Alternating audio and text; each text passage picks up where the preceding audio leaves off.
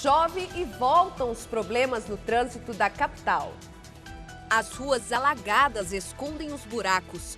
Mais de 40 cidades do interior do estado não possuem nenhum tipo de tratamento de esgoto. E veja ainda, depois de 8 jogos, São José consegue a primeira vitória do ano no Campeonato Maranhense. Agora, no Guará News.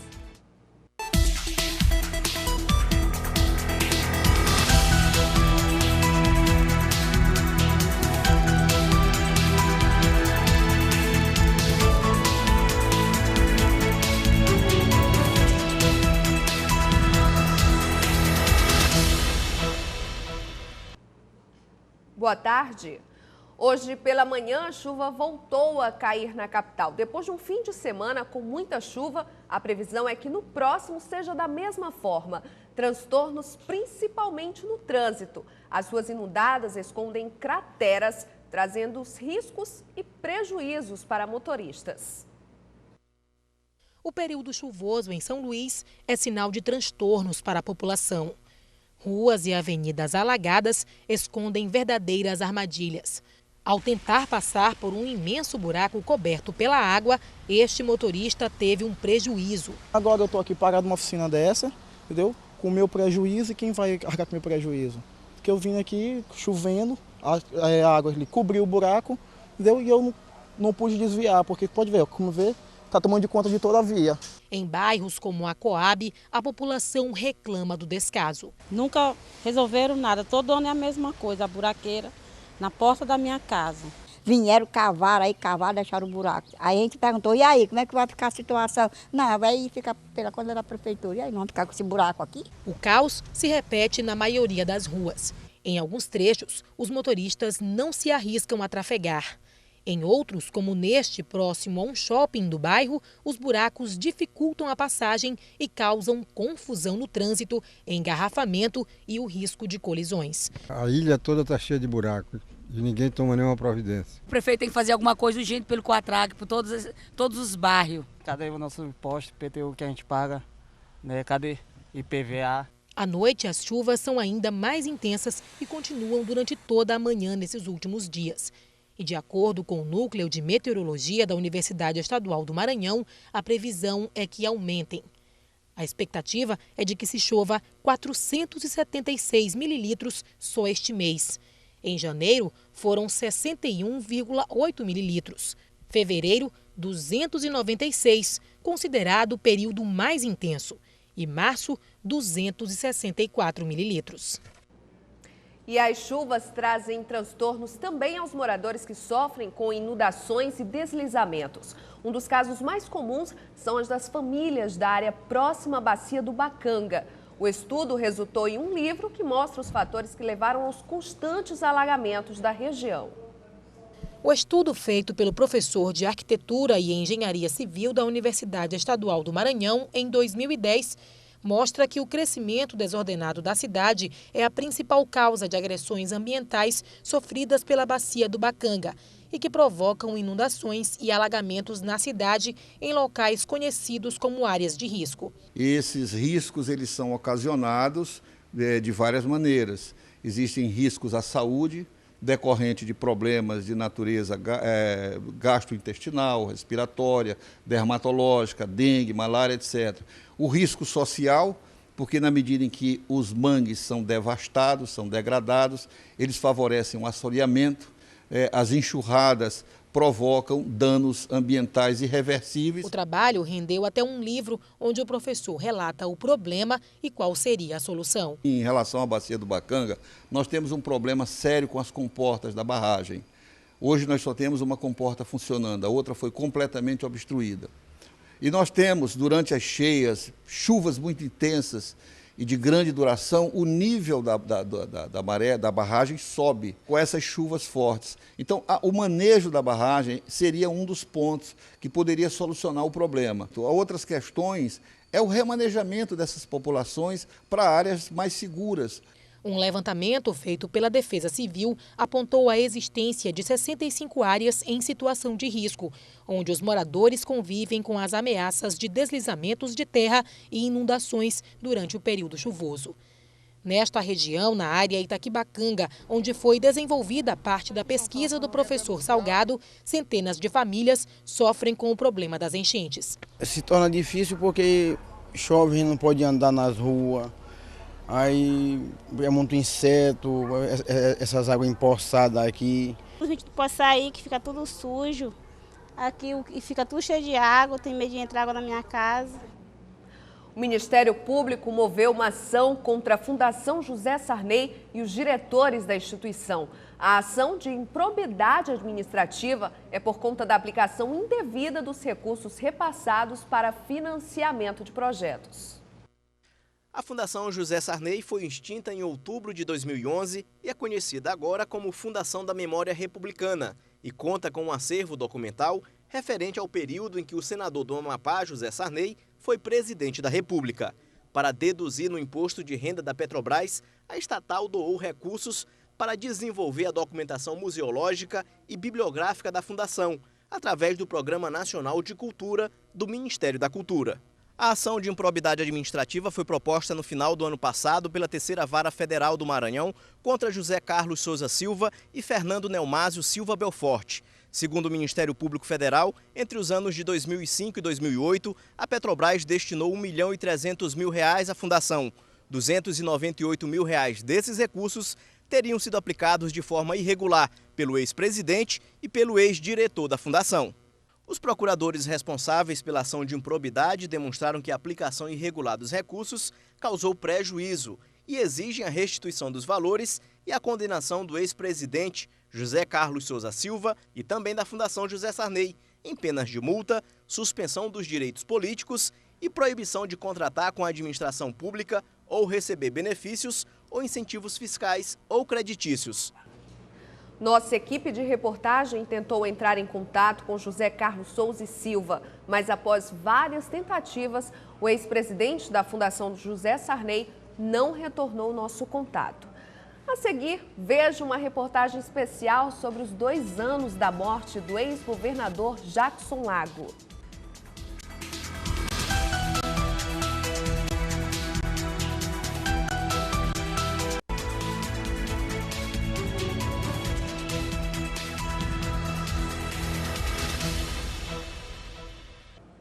Há 2 anos, no dia 4 de abril de 2011, morria o ex-governador Jackson Lago. O médico, que foi 3 vezes prefeito de São Luís, dedicou mais de 40 anos à vida política do estado. Ao lado de Leonel Brizola, Jackson Lago foi um dos fundadores do PDT. Por este partido, construiu uma história de luta, que atingiu o ponto mais alto com a eleição para o governo do estado, encerrada por uma ação judicial. O Jackson foi a única pessoa que não tinha jornal, não tinha televisão, não tinha nenhum meio de comunicação, que conseguiu enfrentar uma estrutura de poder nunca vista. E incrível, que foi caçado de abuso do poder político e econômico, que parece até piada. Jackson Lago foi prefeito de São Luís por 3 vezes. Em 2006 foi eleito governador do Maranhão com o apoio de Zé Reinaldo Tavares, que então era o ocupante do Palácio dos Leões. O governo durou apenas 2 anos. Também no mês de abril, em 2009, a sentença final do STF, assinada pelo ministro Aires Brito, tirava Jackson do governo e colocava Rosiana Sarney. Aquilo ali tinha sido um golpe de Estado jurídico e o tribunal cometeu um maior absurdo ainda, passando por cima da Constituição do Estado, ao colocar a pessoa que perdeu no governo do Estado no lugar do que ganhou, quando a Constituição do Estado e a do país diz que, no caso desse, teria que haver uma nova eleição. Também nesse dia 4 de abril, completa 1 ano da fundação do Instituto Jackson Lago, que surgiu da necessidade de concentrar e organizar o acervo relativo ao político maranhense. Funcionando em uma pequena sala, o Instituto oferece aos pesquisadores diversas fontes de consulta. Começamos a sentir, não só a família, mas os amigos, a necessidade de dar informações para os historiadores sobre esse período da política maranhense, que foi uma coisa muito rica e muito forte na vida dele, né? Eu acho que é o maior legado dele, é deixar na lembrança das pessoas assim, uma característica dele muito marcante, quer dizer, a certeza, a confiança, o amor e a dedicação que ele tinha ao estado do Maranhão.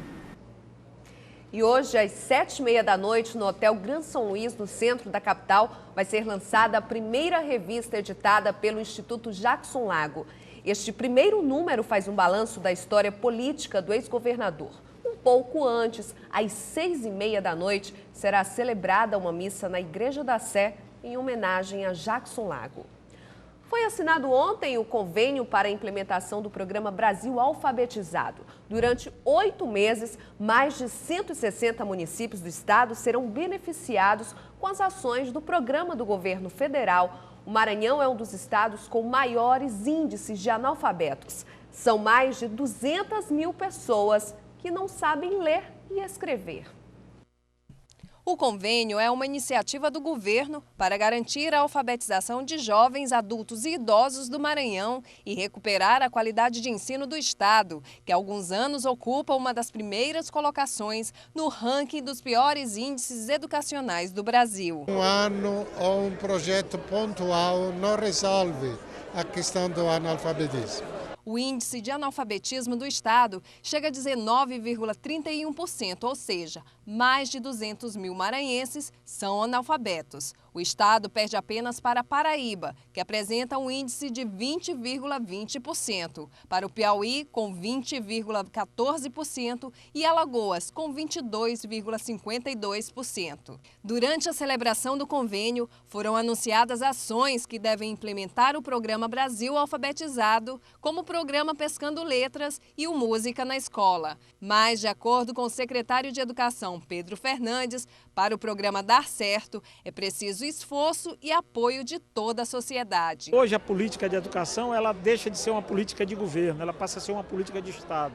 Os funcionários, os gestores da educação estão pegando essa consciência que nós temos de eleger um horizonte e avançar, melhorar o nosso nível de aprendizado, que é fundamental. Está aí os exames de nível nacional que está nos deixando lá embaixo, para isso só melhorando. O benefício da saída em feriados concede a liberdade temporária para detentos que estão de acordo com as normas previstas na Lei de Execuções Penais. Na Semana Santa, 172 presos conseguiram autorização, mas até agora 9 ainda não retornaram aos presídios. A maioria das mulheres vítimas de agressão dos companheiros prefere não denunciar. A conclusão foi de um estudo do governo federal. Menos de 30% vão à delegacia e revelam a identidade dos agressores. As pesquisas mostram que é grande o percentual de mulheres que preferem esconder as agressões que sofreram. Segundo uma pesquisa do Data Senado, encomendada pelo governo federal, apenas 28% das mulheres vítimas de violência denunciam os agressores numa delegacia. 23% não procuram delegacia, órgãos de proteção, nem ligam para o Disque Denúncia. Especialistas afirmam que várias causas levam mulheres agredidas a ficarem em silêncio. Medo da vingança ou a própria vergonha da agressão. Há uma ingenuidade comum. Mulheres agredidas sempre acreditam que a mais recente agressão será sempre a última agressão. A dependência financeira é uma das causas mais comuns, mas a principal é a própria preocupação com os filhos. Esta professora conta a história de uma vizinha que sofria maus tratos do parceiro. Os vizinhos denunciavam. Já a agredida sempre negava as agressões para a polícia. Medo, né? Às vezes é medo, insegurança, né? Que não tem segurança, ela fica com medo de denunciar. Apesar da existência de leis de proteção, como a Maria da Penha, os dados do Maranhão mostram que a violência contra a mulher vem aumentando. De acordo com o Disque Denúncia, o número de ligações recebidas em 2012 foi 111% maior que em 2011. Das 180 ligações que relataram violência contra a mulher, 57% tinham relação com violência física e 27% com violência psicológica. A Secretaria de Estado da Mulher realiza uma capacitação para 50 mulheres feministas e grupos de mulheres sobre violência de gênero. A ação faz parte do projeto Pacto de Enfrentamento à Violência contra a Mulher. No próximo bloco, no quadro Mercado de Trabalho, veja as dicas para quem deseja uma vaga de trabalho fora do país.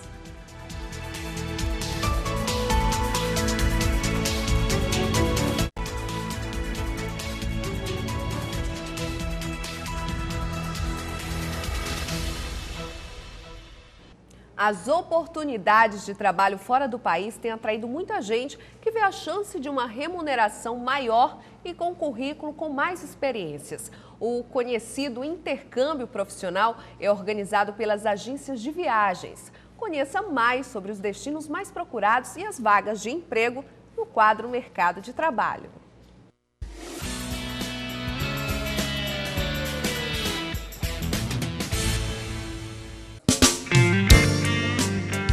Conhecer outros países apenas para fazer turismo deixou de ser há muito tempo o único motivo para a procura de agências de viagens internacionais.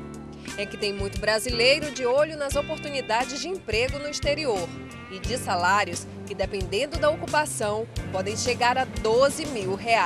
Segundo pesquisa realizada recentemente, 65,8% dos brasileiros entre 14 e 35 anos querem ter uma experiência profissional fora do Brasil, pois veem nessa oportunidade uma possibilidade de aprimorar o currículo. Jovens como Igor Lopes Costa, de 23 anos, que se prepara para a sua segunda viagem.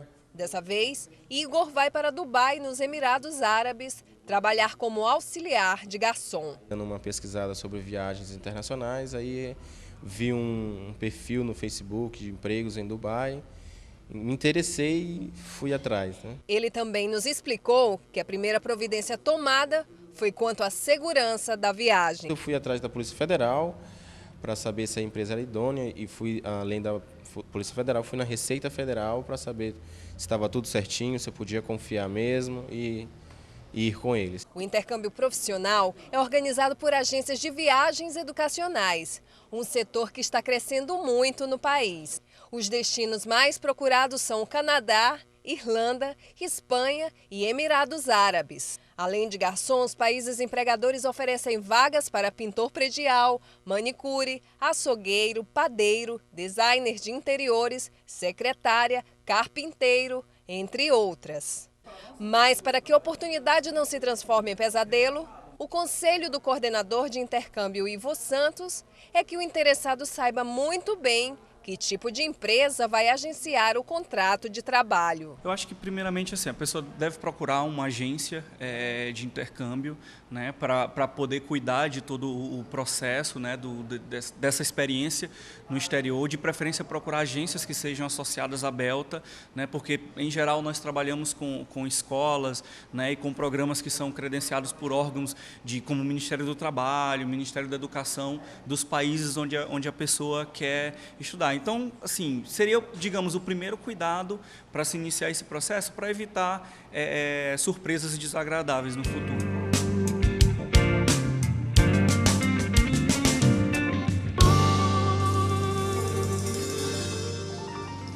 Dois jogos ontem à noite marcaram a abertura do retorno do Campeonato Maranhense. Em um Castelão vazio, o Americano venceu o Cordino, enquanto o São José, depois de 8 jogos, conseguiu a primeira vitória no ano contra o Bacabal. Com o Castelão vazio, os dois times que estão na lanterna do campeonato se enfrentam em uma noite de chuva. Mas a situação não intimidou os jogadores. Aos 23 minutos do primeiro tempo, Toquinho, camisa 9, abre o marcador. Gol do Americano. E sem perca de tempo, Rivelino deixou tudo igual. Gol do Cordino. Fim do primeiro tempo, 1-1. De volta ao jogo, o Cordino vem com todo o gás. E olha lá, Rivelino de novo, gol do Cordino. A gente tem que melhorar mais ainda, a gente sabe que para sair da situação que a gente está, a gente tem que trabalhar mais, a gente tem que focar mais e eu tenho certeza que a gente vai conseguir sair dessa situação que a gente está. No segundo jogo, a equipe do São José, conhecida como o Rei dos Empates, enfrentou o Bacabal, time que disputou a final do primeiro turno, mas perdeu para o Imperatriz e ficou com o vice-campeonato do primeiro turno. Bola rolando, mas sem ritmo. Só aos 25 minutos, o jogo começou a esquentar com o gol do Bacabal. Cris fez bonito. Luiz Henrique recebe na grande área. O goleiro foi, voltou, foi de novo. E olha lá, o gol do Luiz Henrique. Depois dessa, Bruno Sabino tentou. Cruzou, Cris cabeceou, mas a bola foi direto no travessão.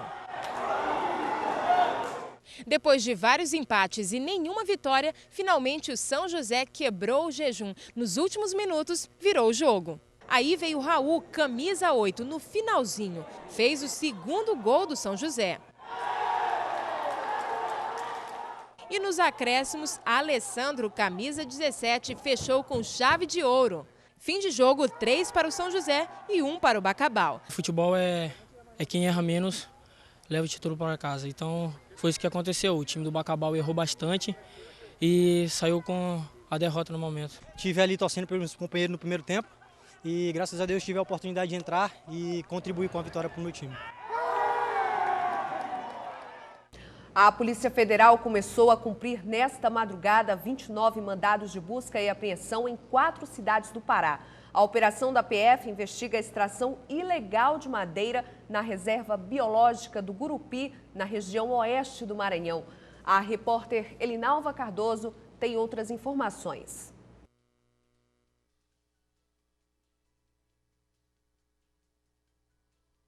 As equipes da Polícia Federal continuam trabalhando no cumprimento dos 29 mandados de busca e apreensão em 4 cidades do interior do Pará, contra os representantes dos grupos empresariais que estavam extraindo ilegalmente madeira da reserva biológica do Gurupi, no oeste do Maranhão. As equipes ainda estão em campo, então eu não tenho resultados em concreto. Sei que alguns dos alvos hoje já estão extintos ou não estão mais no local, então tem mandados que não tiveram efetividade por causa dessa situação. E o objetivo maior da investigação é ouvir os envolvidos. Elinalva Cardoso para o Guará News.